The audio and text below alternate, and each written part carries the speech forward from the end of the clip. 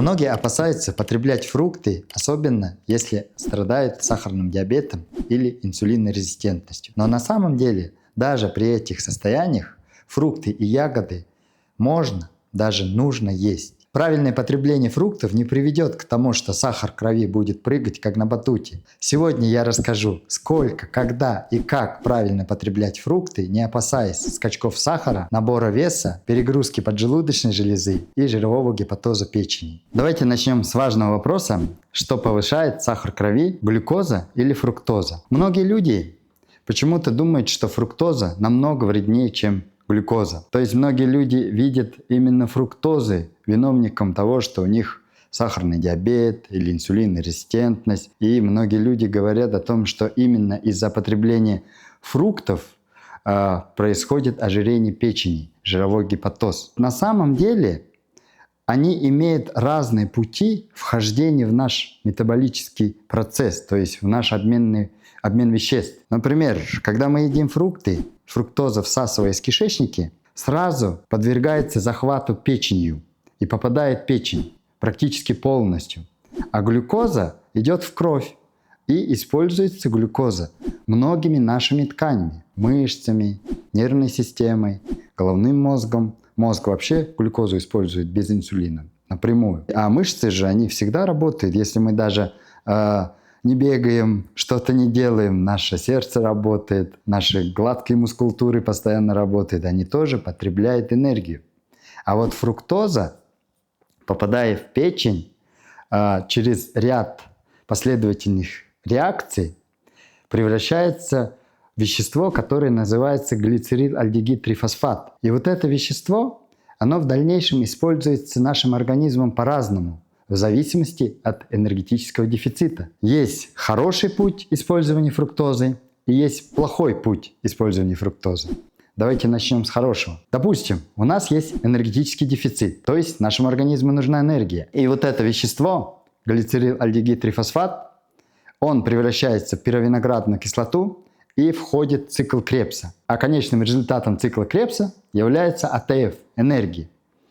Та энергия, которую мы используем для движения, всего, для работы и так далее. Еще второй есть момент, тоже хороший. Это тогда, когда мы не нуждаемся в энергии, но у нас есть дефицит энергии. Тогда фруктоза в печени превращается в гликоген. И гликоген – это и есть запас энергии, который всегда накапливается в печени. Вот спортсмены это знают, например, бегуны. У них есть аэробный темп, аэробная зона, когда они бегут медленно, дышат. Тот кислород, которым они дышат, превращается в энергию. А когда они очень быстро начинают бегать, кислород уже не успевает превращаться в энергию, и в этот момент организм использует именно этот гликоген. И плохой путь – это когда человек уже насыщен, его печень насыщена гликогеном, человек наелся, даже переел, и решил все это полирнуть фруктами. Вот в этот момент фруктоза, конечно, не идет ни на энергию, ни на гликоген, а идет, превращается в триглицериды. А триглицериды будут идти на синтез липопротеинов низкой плотности, на синтез внутреннего жира. И все это начинает нарушать, замедлять обменные процессы. То есть в организме начинает накапливаться слизь. И вот второй плохой путь фруктозы связан с образованием слизи, если говорить с точки зрения тибетской медицины. И этот жир, внутренний жир, откладывается в том числе и в печени. Вот почему говорят, что фруктоза является причиной образования жирового гепатоза печени. Вы заметьте, что это происходит только тогда, когда нет энергетического дефицита. Поэтому принесет ли фруктоза пользу или вред для нашего здоровья, для нашего организма, зависит от того, сколько, когда и как мы потреблять будем эту фруктозу. Очень многие в комментариях спрашивают, как правильно потреблять фрукты и ягоды. И вот об этом я буду рассказывать в этом ролике, не пролистывайте. Фрукты и ягоды являются самыми сбалансированными продуктами, других таких продуктов нет.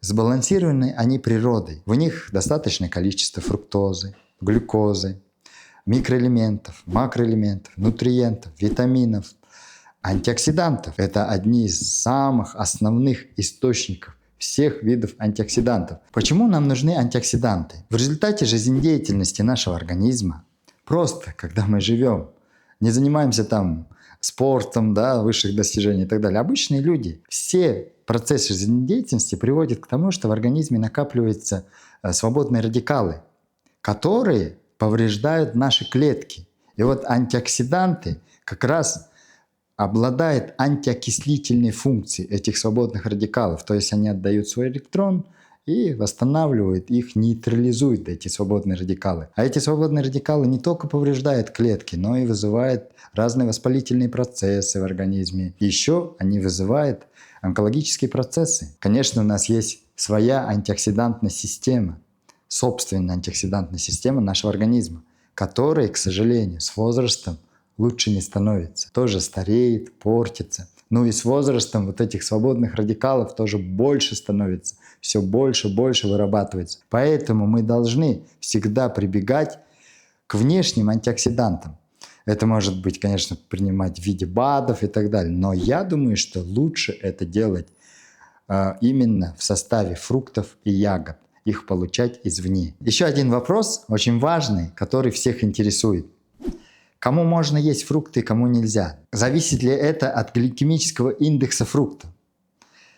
Здесь я хочу сказать, что на самом деле мы должны обратить внимание не на фрукты. Мы знаем, что гликемический индекс высокий у банана, винограда, ну и у арбуза, там, грейпфрукты, яблок низкий. Но мы должны обратить внимание, каждый из вас должен обратить внимание на свое исходное состояние. Если у вас есть лишний вес, инсулинорезистентность, ожирение внутренних органов, то есть увеличение объема талии, дневная калорийность у вас превышает ваши затраты дневные, плюс еще вы мало двигаетесь, тогда поедание любых фруктов приведет к тому, что у вас будет увеличиваться гликемическая нагрузка. И любой фрукт пойдет во вред. Но это не значит, что вам нельзя фрукты и ягоды. Но если вы уберете из своего рациона питания все углеводы, такие как выпечки, булочки, белый хлеб, сахар, сахаросодержащие продукты, и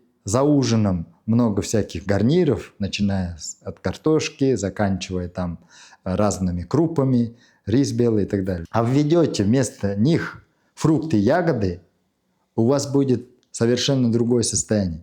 Так как потребление фруктов и ягод приводит к тому, что у нас улучшается чувствительность клеток к инсулину. Даже люди с сахарным диабетом 2 типа, если такую замену сделают, у вас со здоровьем, с диабетом будет намного лучше. А люди, у которых нет проблем с метаболизмом, с лишним весом, которые соблюдают правильное питание, много двигаются, нет внутреннего ожирения, то есть ожирения внутренних органов, те могут есть фрукты и ягоды сколько угодно. Только смотрите, чтобы не превышали вы в дневную калорийность. Есть нужно столько, сколько вы двигаетесь, тратите и так далее, или чуть меньше, если вы хотите похудеть. Если не хотите, тогда столько же. Скорее всего, вы спросите, какие фрукты и ягоды полезны. Первый фрукт – грейпфрут. Улучшает чувствительность наших клеток к инсулину. Грейпфрут, на самом деле, многие из вас, наверное, знают, потребляет, когда люди худеют. А зачем? Вот там есть вещества, которые улучшают чувствительность к инсулину. То есть сахар крови быстрее утилизируется. А апельсин? Апельсины, они являются источником витамина С. Нам иммунитет нужен крепкий. И плюс апельсин разжижает кровь. Груша помогает снижать холестерин. Арбуз очищает организм и очень полезен для нашего кишечника. Киви тоже является источником витамина С, и киви помогает устранить запоры.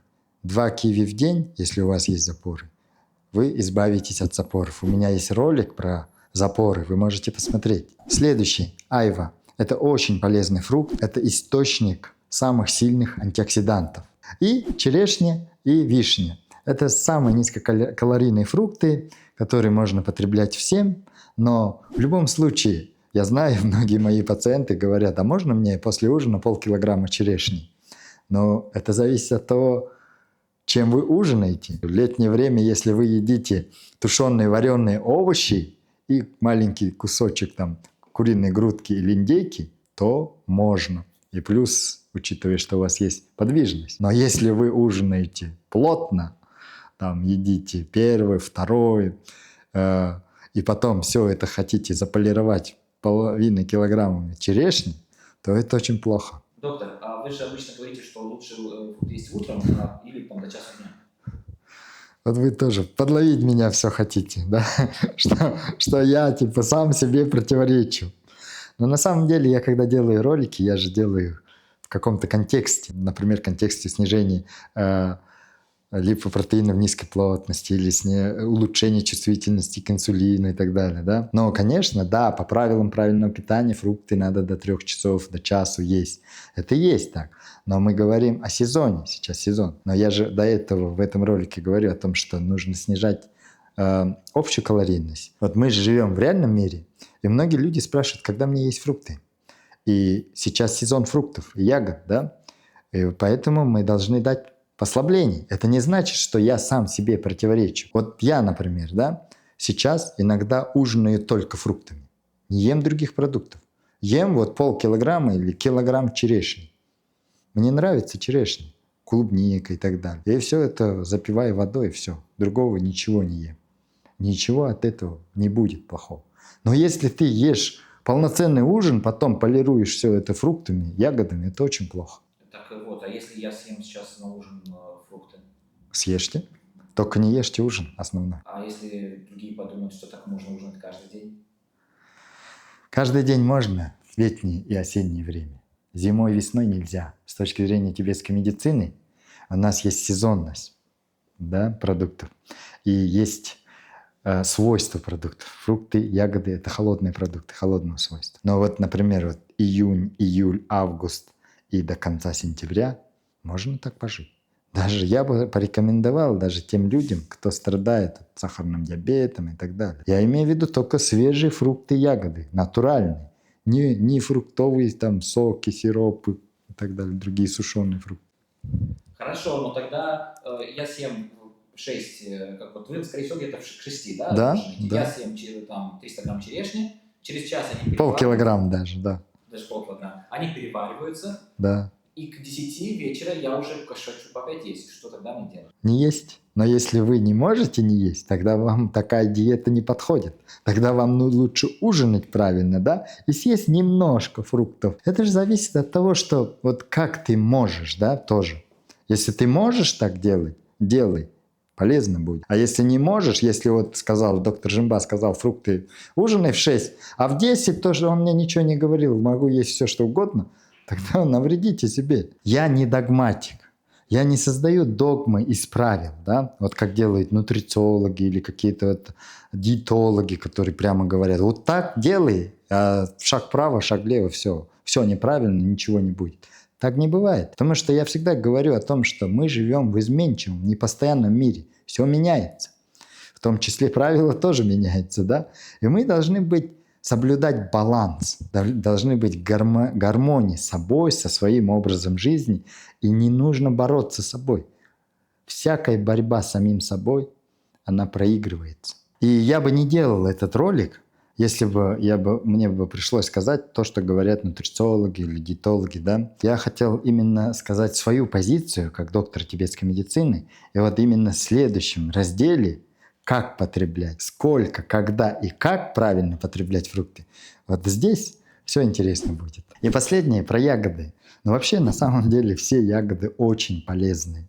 И они все обладают очень большой антиоксидантной активностью. Вот, например, ежевика помогает снижать холестерин. Черника полезна для нашего глаз, зрения. Смородина, брусника очищает почки, улучшает иммунитет. Земляника, клубника. Все они являются источниками антиоксидантов, источниками витамина С, минералов, нутриентов. Есть множество исследований, которые подтверждают, что ягоды являются очень полезными для людей, страдающих сахарным диабетом. Они помогают снижать уровень сахара в крови и помогают улучшать чувствительность к инсулину. Вообще, когда мы говорим про фрукты и ягоды, здесь очень важна сезонность. Тем более, когда мы живем в такой полосе резко континентальной, где есть сезонность. Перед тем, как продолжить, хочу попросить вас написать в комментариях, какие фрукты и ягоды вы едите